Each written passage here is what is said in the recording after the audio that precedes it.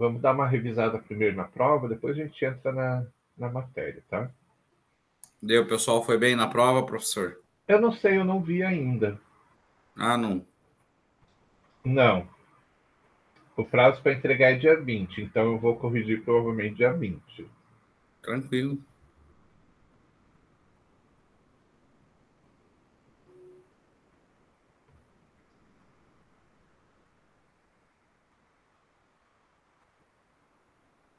Tá aparecendo aí para vocês? Tá. Beleza. Deixa eu só aumentar aqui. Colocar um pouquinho maior para que fique maior possível. Bom, vamos lá então. As primeiras questões elas estavam ligadas a essa foto e a esse texto aqui embaixo, né? Então era só prestar atenção na foto quando a pergunta tivesse ligação direta com a foto, ou buscar ali no texto alguma informação que conseguisse responder a questão, né? A primeira questão, não vou ler aqui porque é um texto meio longo, né?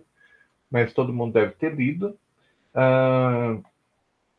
Então, inicialmente, a primeira pergunta era sobre o que é um hospital de corpo clínico fechado, porque aqui, no último parágrafo, fala, né? Possui um corpo clínico fechado, de alta experiência, que nos leva a garantir melhor atendimento a todos os pacientes, desde ambulatorial até transplantado. Então, quando fala aqui que o hospital tem um corpo clínico fechado, quer dizer que ele só permite que os próprios contratados, né, entre aspas, funcionários, colaboradores, né, hoje, façam os procedimentos, né? Então, se eu for internado num hospital desses, eu não vou poder, por exemplo, chamar o meu médico da família para me atender. Não vou poder fazer uma cirurgia com um médico que não seja contratado por esse hospital.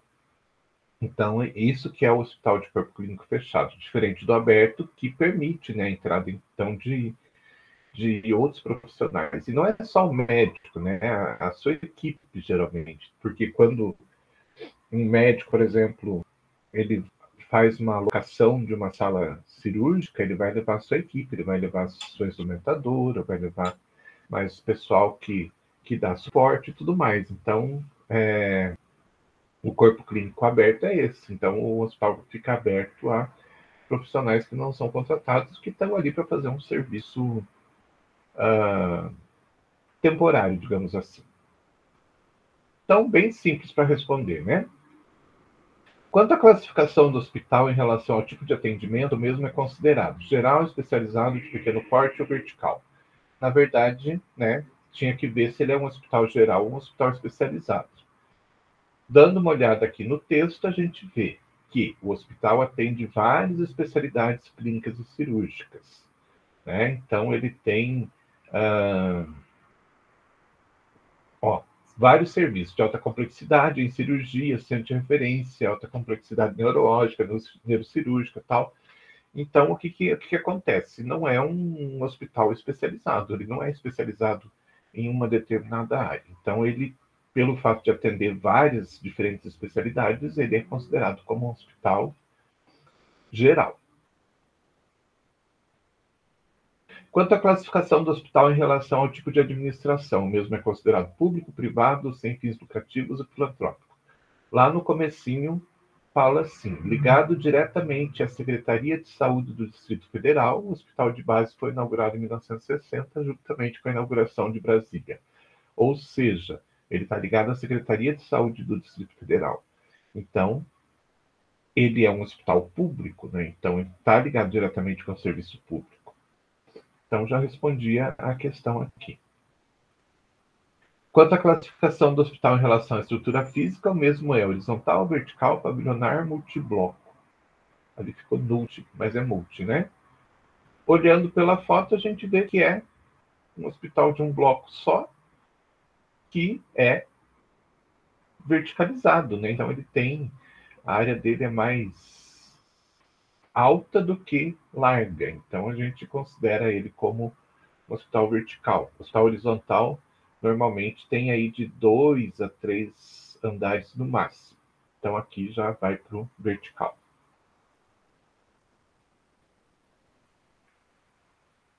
E quanto à classificação do hospital em relação ao porte, o mesmo é considerado como.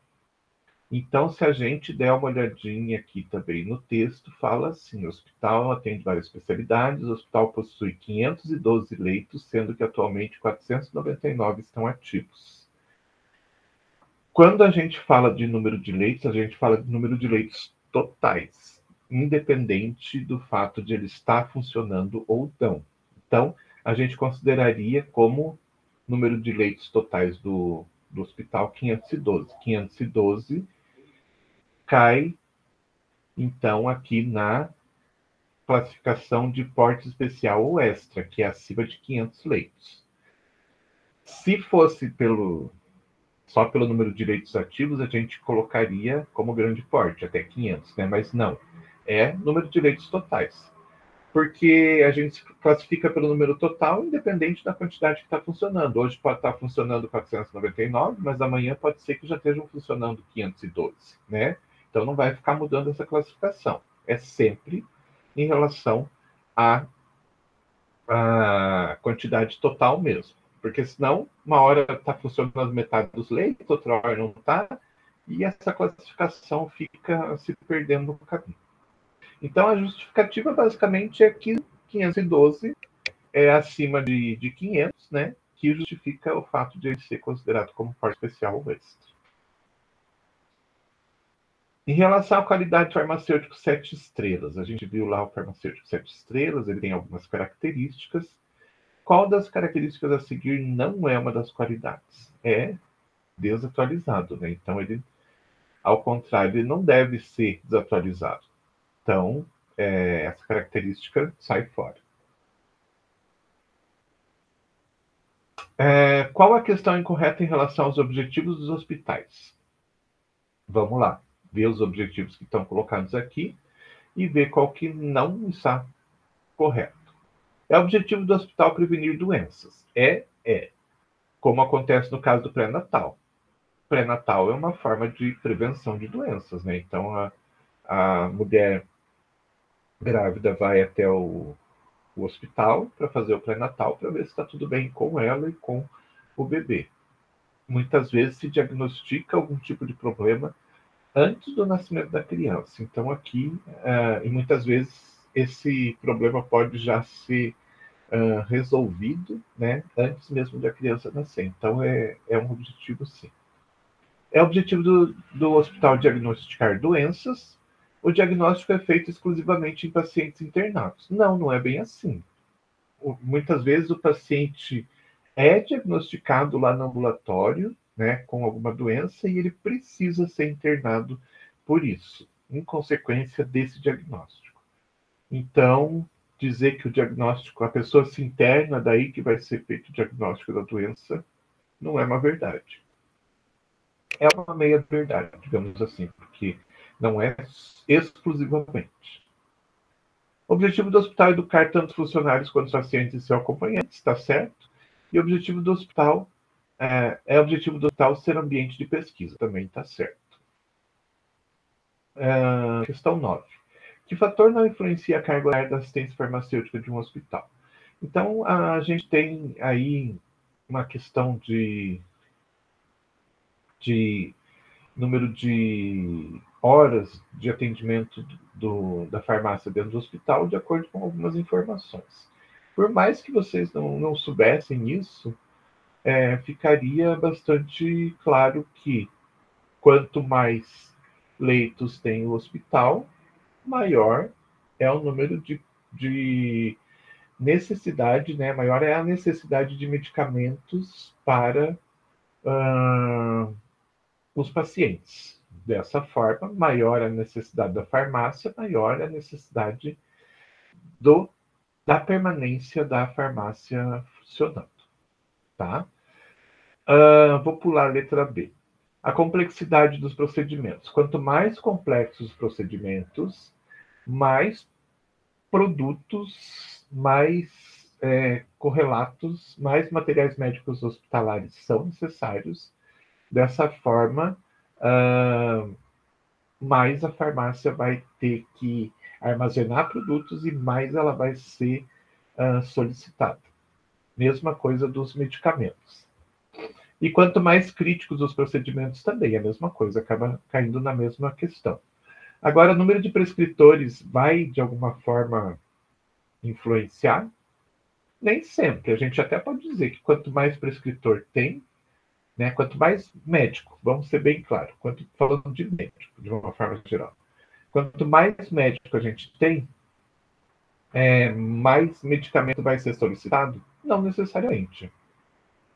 É muito relativo, dependendo um hospital especializado, por exemplo, que seja especializado em algum tipo de patologia, algum tipo de doença que não necessite de medicamento, né? Existem outros tipos de tratamento, muitas vezes, que não tem essa necessidade tão grande. Então, o número de prescritores não vai influenciar assim como os outros, né? Os outros estão ligados diretamente à farmácia, mas o número de prescritores, não, de médicos, né?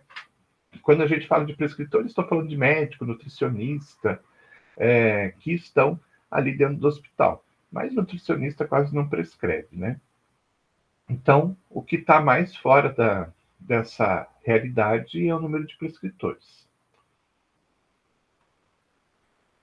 Questão 10. Uma farmácia hospitalar deve estar preparada para manipular determinadas preparações farmacêuticas necessárias ao hospital na forma de dosificação eficaz, segura e com uma apresentação adequada. O setor ou seção responsável por essa atividade é farmácia satélite? Não. Farmácia satélite é como se fosse uma filial da farmácia central.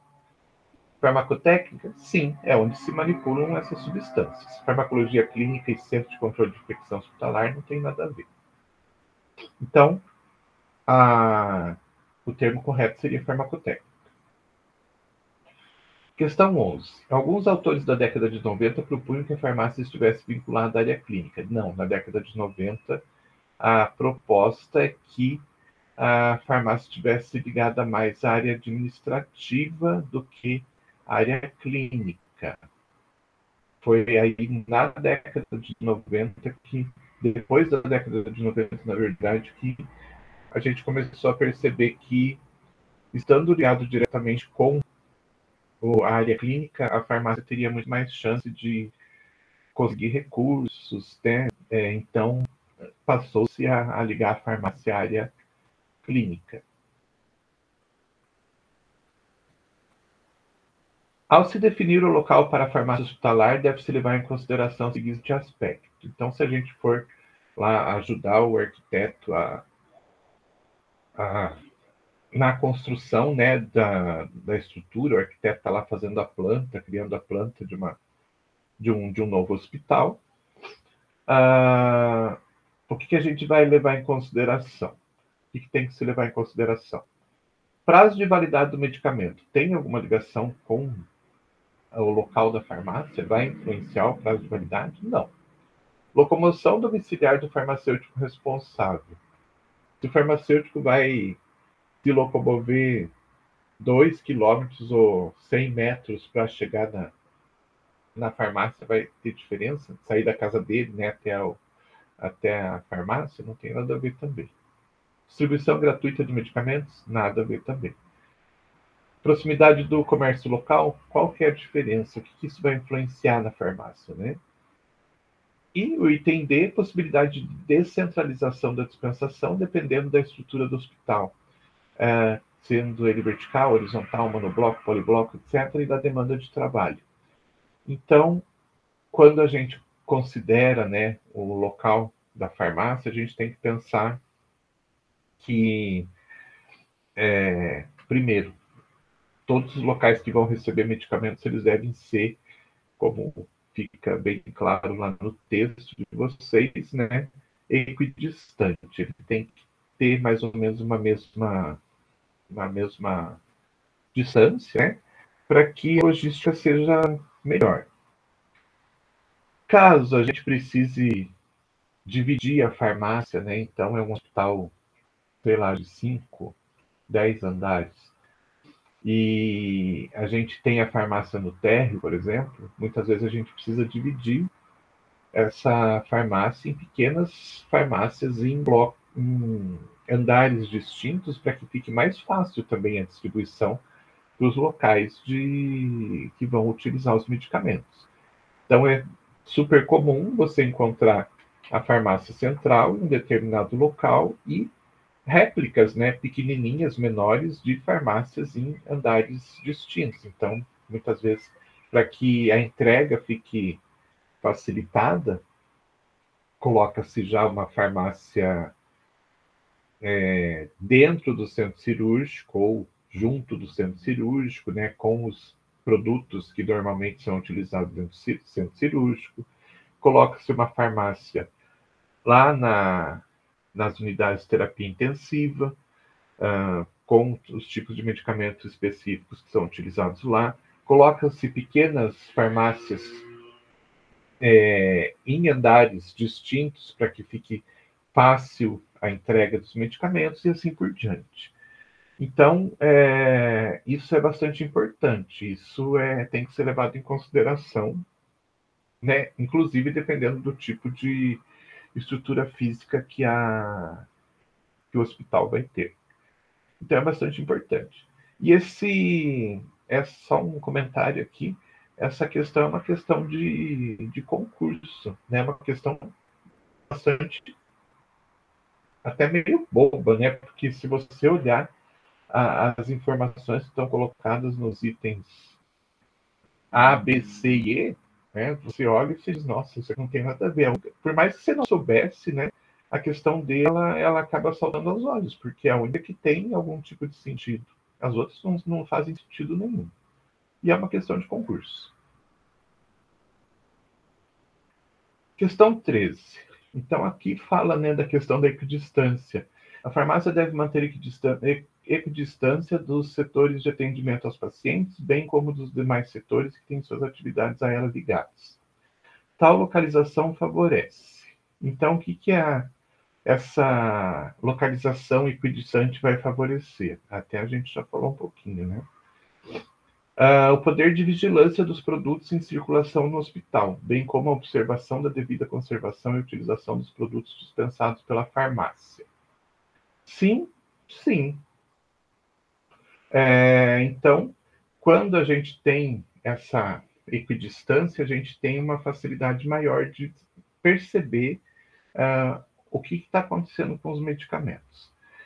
A gente não falou ainda, mas é importante que vocês entendam que a gente tem formas diferentes de distribuição de medicamento dentro dos hospitais. Então, eu posso, por exemplo, ter um sistema de distribuição que eu preparo a medicação de cada paciente para um determinado período de tempo. Por exemplo, de manhã eu separo os medicamentos que o paciente vai tomar à tarde e daí mando lá para a enfermaria onde ele está. E tem sistemas também que, ao invés de eu separar só a quantidade de produto necessário, de medicamento necessário para aquele momento, quando vem a prescrição, eu já mando a caixa inteira lá para a enfermaria e eles que se virem lá de separar e administrar para os pacientes. Então, quando está tudo mais próximo, assim, independente da forma como é feita essa distribuição, eu consigo ter uma noção. Lá na enfermaria 1, por exemplo, eu mandei tantos comprimidos, porque é tudo separadinho, né? E teve um paciente que teve alta e ele não precisou tomar o medicamento voltou. Então, eu tenho um controle do medicamento mais fácil. Se tiver muito distante, a farmácia está lá no térreo e eu tenho enfermaria lá no 10º andar. Eu não tenho controle tão fácil. Vou ter que subir, né, até o 10º andar, ver o que está acontecendo na enfermaria, ver se o paciente continua lá, se aconteceu alguma coisa, se o médico trocou, se não trocou, por que não voltou o medicamento para a farmácia, e assim por diante. Então, fica mais difícil. Então, Quando está tudo muito mais próximo, a nossa logística é mais fácil, né? A entrega é mais fácil e o controle também é mais fácil. Então, isso estaria correto. E voltando à questão, né? Por que o item 2 não está correto?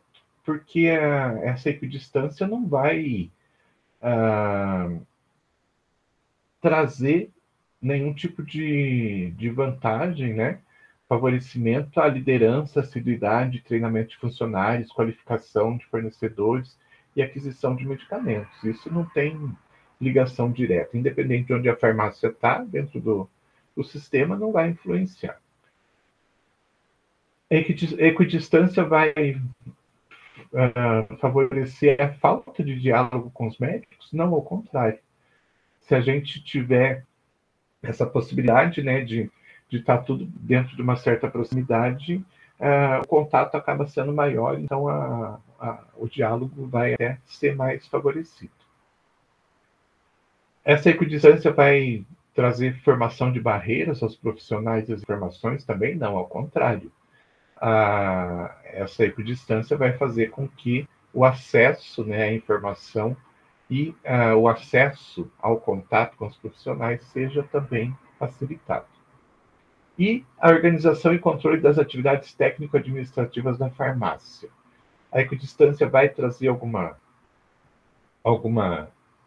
vantagem, algum favorecimento? Não, porque isso é informação e é trabalho interno, né? Organização e controle de atividades técnico-administrativas. Então, independente de onde a farmácia está, essa organização e o controle vão ser os mesmos, não vai ter diferença. Pulando para a próxima questão. Se formos tomar por base a recomendação da Organização Pan-Americana de Saúde para determinar a metragem da farmácia, e nosso hospital tivesse 25 leitos, a farmácia deveria ter a metragem de...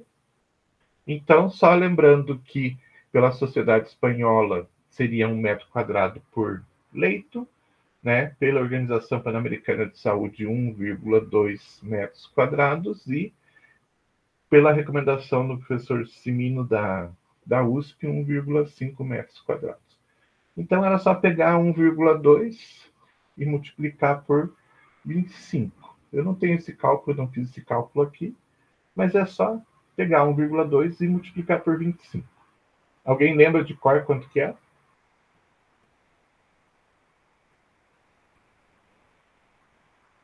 30, professor. 30? Então é isso. Então, 30. Beleza? Era super fácil, era só fazer essa multiplicação.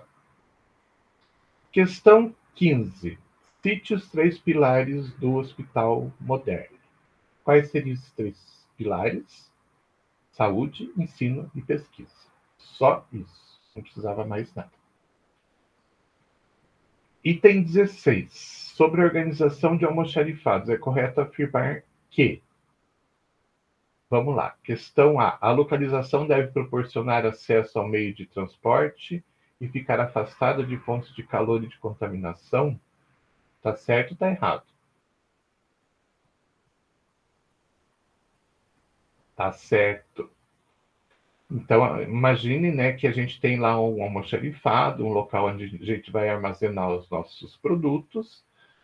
Eu não quero que tenha uma fonte de calor por perto, porque eu preciso manter uma faixa de temperatura. Se eu tiver uma fonte de calor que aqueça o ambiente, eu vou gastar dinheiro, né, com manutenção dessa temperatura. Então, eu vou gastar dinheiro com ar-condicionado, tudo mais, e não é essa o intuito de um almoxarifado, né? O intuito é a gente fazer o controle de todos os medicamentos, manter a qualidade, mas a gente precisa também diminuir os custos, porque a gente sempre vai ser cobrado por isso. A farmácia é o setor que mais gasta dentro do hospital, né? Isso a gente sempre vai ouvir, porque circula muito dinheiro ali. Não é que a farmácia seja uma fonte de gastos. A farmácia precisa comprar os medicamentos, né? E tem custos de manutenção. Se a gente puder evitar certas situações, né, que sejam situações que aumentam o custo, melhor, porque a gente vai ter um reconhecimento maior. Senão a gente vai ficar sempre ouvindo. É porque a farmácia é o setor que mais gasta dentro do hospital. Então, né, a gente pode mostrar que não necessariamente assim. Mas, para isso, a gente não pode ter um ambiente que seja do lado de uma caldeira, por exemplo, dentro de um hospital, que vai aquecer todo o entorno dela. Então, aí a gente vai precisar de ar-condicionado. Aí já não tem o que fazer, né? Vai gastar mais. Então, o correto é que isso não venha acontecer. E também afastado de fontes de contaminação. A gente tem ali, então, medicamentos, né? E esses medicamentos, então, devem ficar afastados de qualquer contaminação. Então, essa estaria correta. Por que as outras não estão corretas? A identificação externa não é necessária para o almoxarifado. Não precisa ter uma placa lá indicando onde que é o almoxarifado. Tá certo isso? Como que o fornecedor, né, que vai mandar o produto para a farmácia, vai mandar o medicamento para a farmácia, como que ele vai saber onde que é o almoxarifado? Um novo funcionário, um novo enfermeiro lá de uma determinada de um determinado setor, que precisa ir lá buscar o medicamento, mas não existe identificação onde é. Como é que ele vai conseguir chegar lá? Um representante de uma indústria farmacêutica, como é que ele vai chegar lá se ele não souber? Então, é importante que a gente tenha uma identificação, sim. Item C. Temperatura, luminosidade e ventilação não são aspectos ambientais importantes. Pelo contrário, são extremamente importantes, são fundamentais. Né? Então, também não está correto. Os almoxarifados devem dispor de sistema de segurança apropriado à proteção exclusiva dos produtos em estoque. Não. Eles têm que ter um sistema de segurança que proteja os produtos em estoque, mas que proteja também, né, as pessoas que trabalham ali.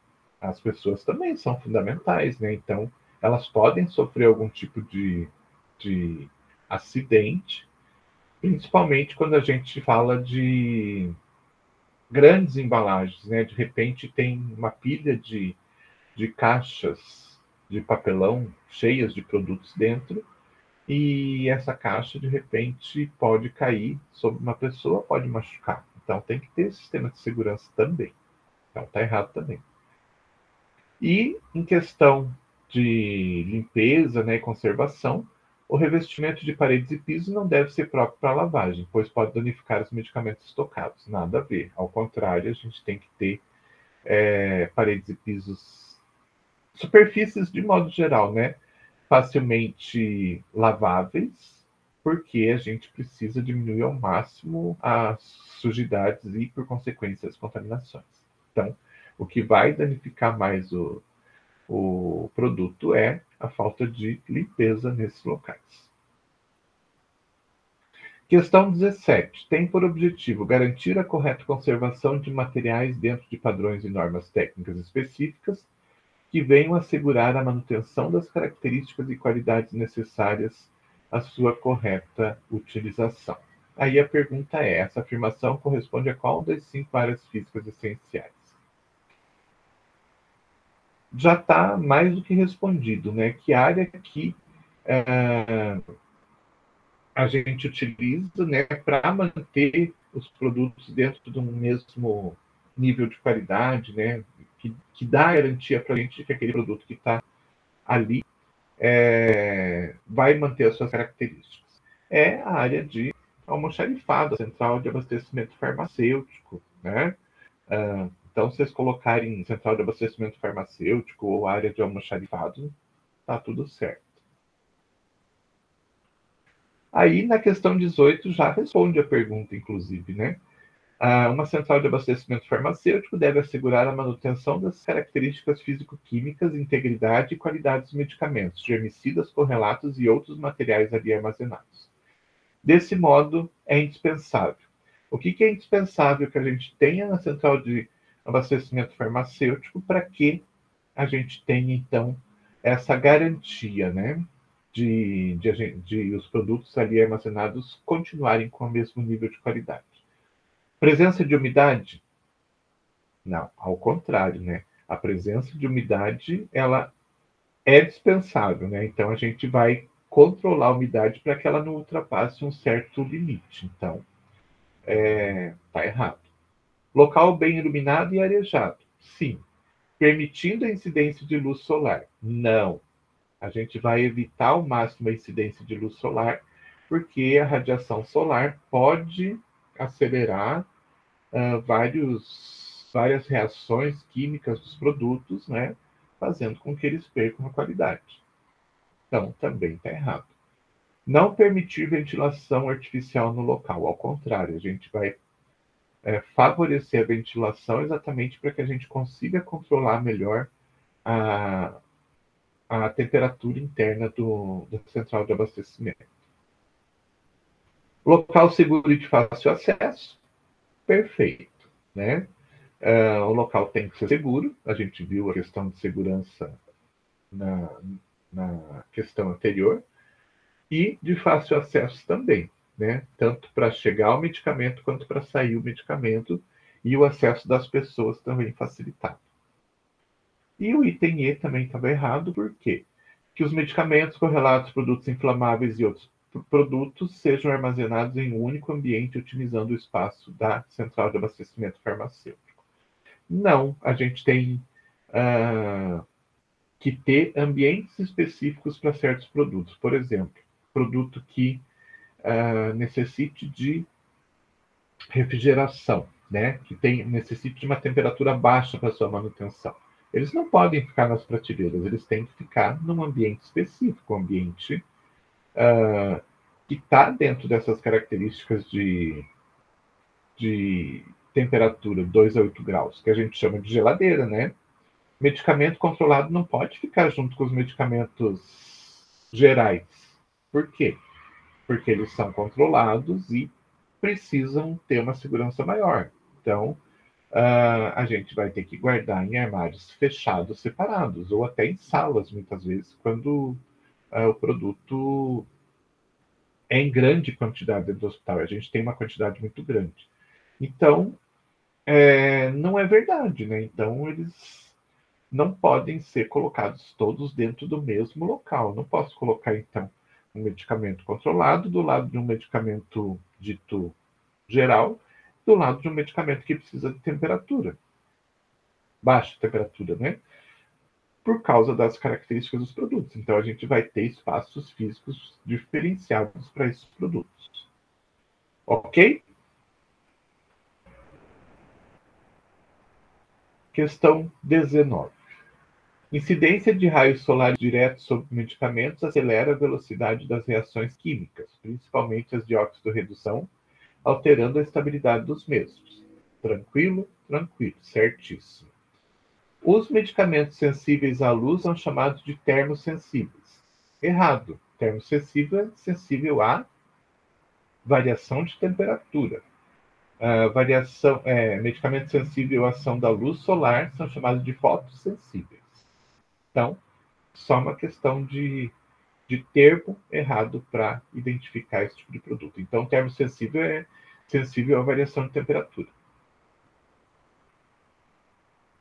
E questão 20, quais os cuidados que devemos observar quanto à armazenagem de medicamentos no almoxarifado de um hospital? Observar rigorosamente a estrutura física do ambiente, como a largura da sala, pé direito, portas, espaço para circulação nos corredores, a ausência de iluminação. Aí está o grande problema. Ao contrário, a gente precisa ter uma boa iluminação, né? A gente precisa ter uma iluminação que seja suficiente para que a gente possa identificar rapidamente um produto, né? Encontrar um produto com facilidade, com rapidez e tudo mais, para evitar, inclusive, trocas. Então, uma luz de velas dentro de um almoxarifado não vai trazer essa segurança de a gente enxergar perfeitamente o produto. Então, a gente precisa de uma iluminação que seja suficiente para isso. Então, estaria errado. Verificar, anotar e controlar diariamente a temperatura do ambiente com equipamentos apropriados. Observar rigorosamente as condições do local. Adotar medidas preventivas, como o uso de pallets para evitar umidade. Então, sim, principalmente a questão da da verificação de temperatura do ambiente, né? A gente tem que fazer um controle diário. Na verdade, muitas vezes a gente faz um controle várias vezes ao dia, né? Mas isso está correto, porque a gente tem duas outras questões depois dessa, né, que fala praticamente a mesma coisa: verificar e anotar mensalmente a temperatura. Imagina você anotar a temperatura uma vez por mês só, né, e verificar a temperatura uma vez por mês. E um outro item falando de anotar e controlar anualmente a temperatura. Então, completamente fora da casinha esses dois. Então, questão correta, questão B, que fala da questão do controle diário de temperatura. E é isso, a prova foi isso. Estava fácil, não estava difícil? Alguma dúvida em relação à prova?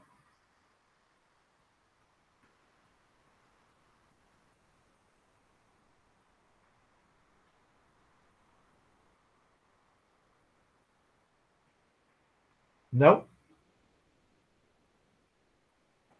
Acho que não, professor, tá tranquilo. Não estava difícil, né?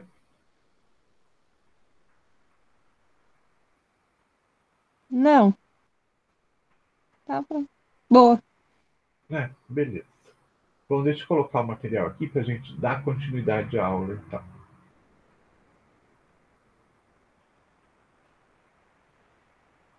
Aparece já para vocês? Tá aparecendo sim, professor. Ih, peguei a aula errada. Peraí. Não era essa.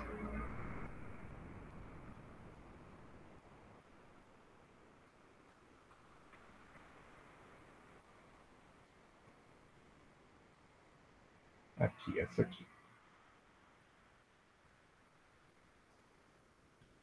Essa aqui é a próxima. Eu acho que até coloquei, talvez eu tenha colocado errado o material, depois vou ter que dar uma olhada lá. Bom, dando continuidade, gente, a todo aquele processo, né, que a gente tem visto da assistência farmacêutica dentro do ambiente hospitalar, o próximo passo aqui seria o passo de aquisição. A gente já tem, então, já fizemos lá a seleção dos medicamentos, né? Quando a gente vai trabalhar com um processo de compras, primeiro, antes da compra, a gente tem que fazer um processo de planejamento, né? Então, é a mesma coisa que a gente faz em casa. Vou ao mercado. Então, antes de ir ao mercado, eu vou ver o que está precisando nesse momento. E, a partir do momento que eu vejo o que está precisando nesse momento, né, dentro daquilo que já faz parte do meu estoque normal, né? Então, digamos que eu compro lá 5 quilos de arroz todo mês. Então, eu vou lá no meu armário, olho e vejo que está acabando o meu arroz. Então, está na hora de eu comprar. Então, eu vou lá, anoto na minha lista e vou para o processo de compra. Vou para o mercado para comprar. Vou comprar quanto? Como são 5 quilos, que eu costumo comprar sempre, eu vou comprar 5 quilos. Então, tudo isso a gente já viu anteriormente, né? E daí a gente vai aqui para a questão do sistema de compras, né? Então, o sistema de compras é uma coisa que é bastante interessante dentro da área hospitalar, porque ele é totalmente diferente quando a gente aborda as compras no serviço público em relação ao serviço privado. O serviço privado é muito tranquilo, né? Adota-se um sistema que é rápido de acontecer e dessa forma o sistema de compras flui, né? As compras fluem. No hospital público, a gente tem uma questão importante, que é a questão, né, de legislação que fala como que tem que ser o processo de compra no serviço público. Então, a gente vai abordar aqui mais a questão do hospital público, porque ele é bem diferenciado do hospital privado. O hospital privado é muito simples, tá? Então, adota-se um sistema e esse sistema passa a vigorar. Por exemplo, o hospital que eu trabalho, o sistema de compras é fazer compras uma vez por mês. Então, no começo do mês é feito um processo feita uma relação de tudo que precisa, né? E parte para o processo de compra, ou o setor de compras, ou mesmo a própria farmácia, dependendo do tamanho do hospital, dependendo do que ficou estabelecido, na verdade, né, para aquele hospital, é dado início ao processo de compras. Então, vamos comprar, vamos procurar nos distribuidores e vamos, então, fazer o processo de compra para abastecimento do nosso hospital para um mês. Tranquilo, né? Únicas questões. Vamos ver primeiro o que a gente precisa, vamos fazer aí um levantamento e vamos ver, né, se tem dinheiro para tudo isso. Se não tiver, a gente vai ter que fazer aquele processo de escolha. O que nós vamos comprar e o que nós vamos deixar de comprar. Básico assim. Tem hospital que tem um tipo de compra que a gente chama por estoque mínimo. Tipo, então estabelece-se uma... Isso, claro, tudo dentro do computador, né? Se estabelece um limite para cada medicamento e quando a quantidade de medicamentos chega nesse limite, o computador já avisa, olha, esse medicamento está dentro do limite, está no limite, na verdade, né? E precisa ser comprado mais, então, para fazer reposição de estoque. E daí o hospital vai fazendo compras. Daí você pode ter, por exemplo, aqui em Curitiba, que a gente tem vários distribuidores de medicamentos, eles entregam às vezes no dia, às vezes até no dia seguinte, no máximo. Você pode ir comprando diariamente. Então, o computador te avisa lá, o medicamento X está no limite, precisa comprar. Daí você vai lá e faz um pedido para o seu fornecedor. Ele já te entrega, já repõe estoque. Tem alguns que fazem compras uma vez por semana. Tem alguns que fazem compras a cada 15 dias. Então, depende muito de cada local e de como ficou estabelecido o sistema de compras. E a grande questão é seguir esse modelo que foi criado e que está sendo utilizado. Então, sempre, né, fazer da mesma forma. Então, no hospital privado não tem segredo nenhum, né? A questão é estabelecer uma forma de compras e seguir. E ver, né, se tem possibilidade financeira de fazer a compra. Acabou. No hospital público, a gente tem, então, todas as amarras que a gente chama, né, que estão ligadas com a questão de compra de produtos de uma forma geral para o sistema público. Então, a gente tem que pensar o seguinte: dentro do Estado, né, do nosso sistema público, primeiro, é proibido por lei, né, se comprar qualquer tipo de produto caso o próprio sistema público puder abastecer, né, puder fornecer esse tipo de produto. Por exemplo, então pense um hospital que trata de malária, tá? Então esse hospital ele está aí em uma determinada região do país, né, onde tem incidência bastante grande de malária, e o hospital é um hospital público. O hospital público poderia comprar medicamento para tratamento de malária de fornecedores privados? Não.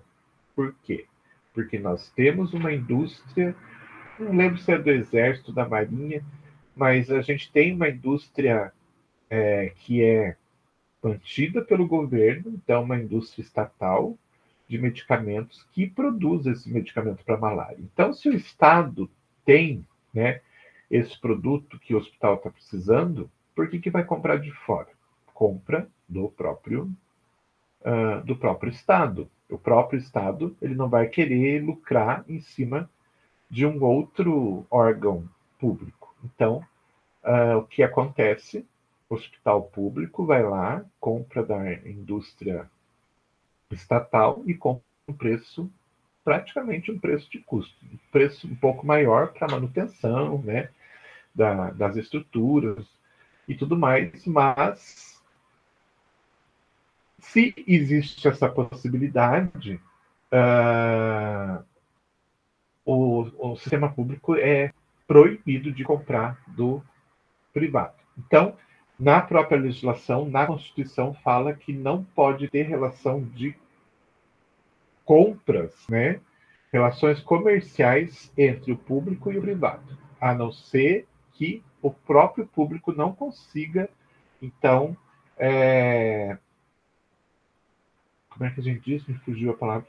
Mas o próprio sistema público não consiga responder às necessidades do outro público. Então, nesse caso, sim, daí a lei permite que tenha essa ligação entre público e privado. Como a gente não tem fábrica de medicamento que fabrique tudo que é medicamento necessário para a utilização no nosso país, no caso dos hospitais públicos, a maior parte dos produtos acabam sendo comprados dos privados. Para evitar, então, qualquer tipo de problema, né, que mesmo tendo uma legislação bem rígida em relação a isso, acaba acontecendo, né, de empresas que subornam, né, editais que são feitos exclusivamente para uma determinada empresa ganhar e assim por diante, mas a legislação ela é bem clara em relação a isso, né? Se tem essa necessidade de o público fazer algum tipo de ter algum tipo de relação comercial com o privado, tem que seguir certas regras. Então essas regras servem para tudo dentro do sistema público. Então, se um hospital precisa comprar medicamento e ele vai precisar comprar medicamento do privado, ele vai ter que seguir essas regras. Se um departamento dentro de sei lá, uma secretaria, por exemplo, dentro de um estado, precisa comprar material de consumo, tipo papel para impressora, caneta, lápis, essas coisas, vai passar pelo mesmo processo. Se sei lá, o governo federal, lá na presidência da República, precisa comprar o quê, por exemplo? Comida, né? Para abastecimento ali dos funcionários do Palácio do Governo ou do próprio presidente. Tem que passar pelo mesmo processo. Então, independente do que for comprado, se for essa relação de público e privado, tiver que comprar do privado, vai ter que passar pelo mesmo processo. Então, tem uma legislação específica para isso que a gente vai ver. Então, assim, o medicamento passa por esse processo, o alimento passa por esse processo, o material de escritório passa por esse processo, um trator que é comprado para abrir uma estrada passa por esse processo, um avião que é comprado para as Forças Armadas passa por esse processo também. Então, independente do que for comprado, só, né, quando são coisas muito pequenas, quantidades muito pequenas, que é um valor irrisório, que acabam saindo dessa regra. Mas, de uma forma geral, quando precisa, então, comprar qualquer coisa, tem que passar por esse processo. Certo? Fica claro isso, gente?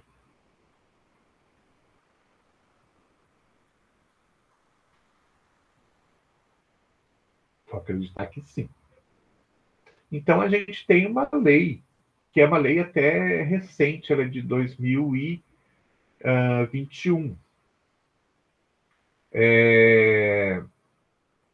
Lei Federal 14.133. Ela foi sancionada em 2021, tinha uma lei anterior, mas que já estava desatualizada. Era uma lei que não previa, por exemplo, nenhum tipo de comunicação eletrônica, como e-mail,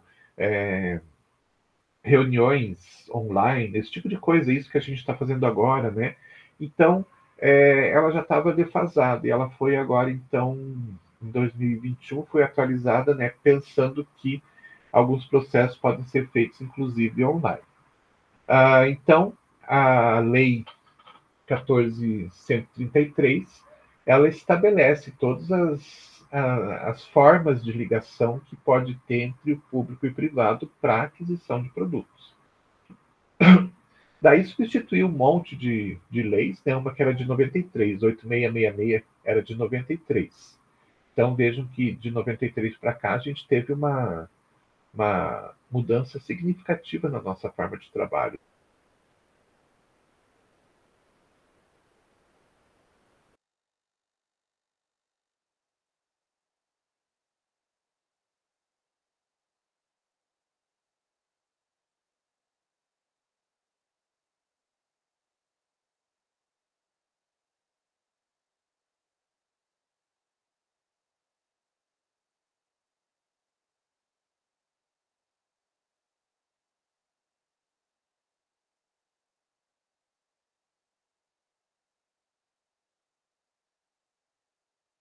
Um hospital exclusivo, o sistema é o mesmo.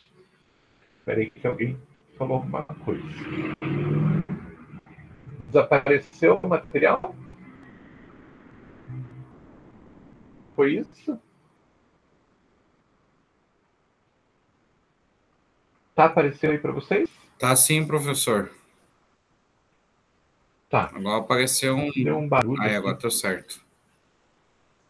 Deu? Tá. Então, independente, né, do tamanho dessa aquisição, se é dentro de um hospital ou se é para o nosso país inteiro, a gente pode dizer que a aquisição é um conjunto de procedimentos articulados que visam selecionar o licitante com a proposta mais vantajosa para satisfazer uma determinada necessidade e, assim, legitimar a administração e contratar o particular. Então, assim, a aquisição, né, não é a compra simplesmente, mas é uma quantidade bastante grande de diferentes procedimentos. E esses procedimentos, então, né, vão visar o quê? Que quem está comprando tenha, né, o produto que necessita, né, selecionando aquele fornecedor que traga as maiores vantagens. Então, por exemplo, eu sou representante de um hospital e eu preciso comprar um determinado produto. Eu, então, crio todo um processo, né, avisando, de uma forma geral, a gente acaba avisando os fornecedores, né, que tem aquele produto, que eu vou comprar, eu preciso comprar esse produto. E daí o que eu quero deles? Eu quero que cada um deles me faça uma proposta e diga, olha, eu posso vender por tanto, o outro fala, eu posso vender por tanto, o outro fala que vai vender por tanto menos um, e eu vou escolher, né, aquele que for mais vantajoso para mim, que nem sempre está ligado só à questão de valor, né? A questão de valor, obviamente, é a mais importante, mas muitas vezes como isso vai ser entregue, quais são as propostas de pagamento, né? Como que esse fornecedor aceita que eu pague, às vezes eu posso até escolher um valor um pouco mais alto. Geralmente não, né? Mas eu posso, às vezes, escolher um valor mais alto, um pouquinho mais alto, mas que se eu tiver uma proposta que eu possa pagar aos poucos, isso pode ser que seja mais vantajoso para mim. Então, dessa forma, né, eu abro, né, a minha necessidade, os fornecedores que têm interesse vêm e me trazem proposta, e eu vou escolher aquela mais adequada. Aí, dessa forma, eu estou, como diz o texto ali, né, legitimando a administração a contratar o particular, ou seja, estou fazendo um processo que me permite realmente ter essa ligação com o particular de forma legítima, de forma correta, como fala a Constituição e a legislação. Então, é bastante importante porque, dessa forma, esse processo feito dentro das regras, eu tenho a permissão para fazer isso. Né? Então, eu estou fazendo um processo às claras, dentro da legalidade, diferente de outras coisas que a gente vê por aí, que são feitas na ilegalidade. Por exemplo, a gente vê muitas vezes em jornais, né, falando de compras milionárias que foram feitas sem licitação. Então, tem situações que acabam fugindo, né? Então, são coisas que estão fora da lei. Então, quando a gente trabalha dessa forma, fazendo esse processo, a gente está agindo dentro do que a legislação nos fala. Então, a aquisição objetiva contribuir para o abastecimento de medicamentos em quantidade adequada e qualidade assegurada, ao menor custo possível, dentro da realidade do mercado, apoiando e promovendo uma terapêutica racional em área e tempos determinados. Então, a compra é para abastecer, né? Eu preciso repor tudo aquilo que foi utilizado dentro do meu hospital, e dessa forma, então, eu vou precisar fazer essa compra, né, em uma quantidade adequada para reposição, né, e qualidade assegurada. Isso é bastante importante. Muitas vezes a gente vê os processos de compra aí onde se leva em consideração somente o preço. E nem sempre, a gente sabe que nem sempre o preço está ligado com a qualidade, ou às vezes pode estar ligado, né, preço com qualidade. Então, como a gente não tem essa certeza, a gente precisa de garantias. Então, às vezes, eu vou ter lá 2 fornecedores que vão me oferecer medicamentos diferentes, né, de fábricas diferentes. Lembre-se que lá atrás, a gente falou que quando a gente cria a nossa listagem de medicamentos, a gente vai criar pelo nome do princípio ativo, né? Porque a gente possa ter bastante possibilidade. Então, aqui, né, nesse momento vai acontecer isso. Eu tenho um fornecedor A que me oferece um medicamento a R$ 1, né? E é da empresa X. E eu tenho um outro que me oferece o mesmo princípio ativo, né? De outra fábrica, por 70 centavos, né? Mas que também a gente não pode dizer assim, vamos escolher pelo que a gente ouve falar, né? Eles vão ter que comprovar que os dois têm qualidade, né? Então, desculpe, muitas vezes acontece de eu ter um produto um pouquinho mais caro, mas que consegue comprovar melhor documentalmente a qualidade do seu produto do que aquele que tem um preço menor, né? Então, a nossa escolha tem que estar ligada também à questão de qualidade. Não adianta eu comprar o mais barato e é um produto que a qualidade não está totalmente comprovada. O próprio fornecedor não consegue comprovar perfeitamente, porque isso vai refletir aonde? Lá no usuário, né? Então, a gente quer o melhor para o usuário, então, às vezes, a qualidade vai falar um pouco mais alto do que o custo, tá certo? E uma questão bastante importante, dentro da realidade do mercado. Então, dentro desse processo, a gente precisa fazer uma pesquisa de mercado para ver qual que é a faixa normal de preços, porque pode acontecer, por exemplo, de eu ter lá um medicamento que normalmente nas distribuidoras eu encontro ele a R$ 1, tá? E eu tenho 3 fornecedores que resolveram digamos assim, se propor a vender para mim. Só que eles combinaram antes assim, eu vou então falar que o meu produto está R$ 1,50, o fulano X ali vai falar que está R$ 1,80 e o outro fulano vai falar que está R$ 2. Então, eu saio vencedor dessa, depois a gente participa de uma outra e a gente reveza aí, mas eu vou colocar como preço meu R$ 1,50.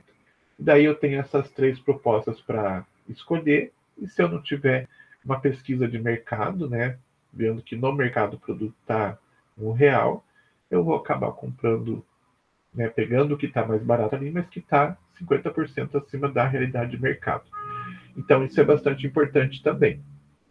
Então, a gente precisa estar bem atento a tudo isso para não ser enganado, porque a gente sabe que, como a legislação é feita para evitar fraudes, existem pessoas que parece que nasceram para criar novas fraudes, para burlar as coisas. Requisitos que são importantes relacionados ao processo de aquisição. Então, para que a gente tenha um processo de aquisição adequado, né, e a gente vai ver quais são as fases desse processo, a gente tem que ter já algumas informações prévias, né? Então, eu tenho que ter, a primeira coisa que eu preciso ter é a seleção de medicamentos que eu fiz no meu hospital. Então, tem que pegar a minha listagem que foi feita lá atrás, né? Porque é em cima dessa seleção que eu vou fazer as minhas compras. Então, não vou ficar comprando coisas que não estão dentro do processo de seleção, porque a proposta foi a de selecionar medicamentos para que a gente trabalhe só com aqueles medicamentos. Então, eu tenho que ter essa seleção, eu tenho que ter o catálogo de materiais contendo especificações técnicas dos produtos, então aqueles outros materiais médicos hospitalares, correlatos, tudo mais, eles têm especificações que caracterizam eles. E na hora de fazer um processo de compra, que eu vou falar para o meu fornecedor o que eu preciso ser muito claro. Então, um material, por exemplo, que eu preciso comprar, eu preciso detalhar bem esse produto para que ele não me venda um produto errado, né? Digamos assim, se eu falar para ele que eu quero gaze, tá? Eu quero gaze. Tudo bem. Ele vai procurar lá nos materiais dele e vai dizer, olha, a gaze mais barata que eu tenho é a gaze de rolinho, que está 10 centavos. Mas, na verdade, eu queria aquela gaze dobrada, só que eu não especifiquei isso na hora que eu informei, né, o fornecedor. O que acontece? Ele vai me falar, olha, eu tenho a gaze a 10 centavos. E eu vou, né, dizer, então, tá bom, eu vou comprar. Quando chega aquela gaze, eu vou olhar aquilo e vou dizer, mas não era isso que eu queria. Aí ele vai responder para mim assim, mas você não especificou que gaze que era. Então eu peguei a mais barata que eu tinha e te ofereci essa. E você comprou. E agora que você comprou, no serviço público você não consegue devolver. Então é importante que a gente tenha dentro dessa seleção de materiais, que é esse catálogo de materiais, né? Tudo muito bem especificado. Então, eu quero gaze, pacotinho com 5 gases, com 2 dobraduras, o tamanho da malha, né, seja tanto, o tipo de fio seja algodão, e assim por diante. Então, eu preciso especificar bem. Mesma coisa a questão de fio de sutura. Eu tenho fio de sutura de nylon, de algodão, de seda, de aço, aqueles catgut, que são aqueles que são absorvíveis, né? Então eu preciso falar, olha, eu preciso de fio de nylon, que tenha espessura tal, que tenha tantos metros de comprimento, que venha com agulha ou que não venha com agulha. Preciso especificar bem, porque se me venderem uma coisa e eu aceitar aquela compra e não for exatamente aquilo que eu quero, eu não vou poder fazer devolução. Regra no serviço público. Então, é bastante importante. É importante que a gente tenha já a programação, ou seja, a listagem de tudo que a gente quer, e um cadastro e seleção de fornecedores, para que a gente possa avaliar o desempenho deles. Então, no processo, vem os 3 fornecedores lá para tentar me vender o produto, e eu tendo um cadastro dos fornecedores, e a gente vai falar um pouquinho sobre isso mais tarde, eu tenho, então, informações sobre esse fornecedor. Então, eu sei se ele entrega dentro dos prazos estabelecidos, não entrega, se ele já teve algum processo anterior de venda para o serviço público e ele não entregou, ou se aconteceu algum problema, alguma coisa. Então, eu consigo, né, ter uma noção de quem é aquele fornecedor. E, às vezes, a gente já descarta esse fornecedor porque ele tem um passado bastante problemático. Então, tendo essas informações antes de começar todo o processo é bastante importante, porque a gente vai precisar de tudo isso, tá certo? E uma coisa bastante importante é que antes de qualquer processo de compra, antes de iniciar qualquer processo burocrático como a gente tem que ter uma liberação, digamos assim, de um responsável, né, que possa indicar para a gente, né, que essa compra pode ser feita. Então, eu vou ter que pedir uma autorização, né, para um gerente ou alguém que seja meu superior, para que eu possa iniciar esse processo de compra, justificando sempre a necessidade. Então, eu não posso simplesmente sair comprando, fazendo editais e tudo mais, sem essa liberação, tá? Essa liberação está sempre ligada à justificativa de necessidade, para evitar também compras desnecessárias e gastos desnecessários dentro de um setor.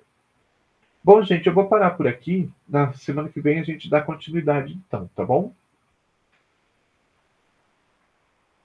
Tranquilo? Ok, professor. Então, tá bom. Tranquilo, professor. Até a semana que vem, então. Tchau, professor. Tchau, uma boa semana para vocês. Igualmente. Tchau, gente. Obrigado.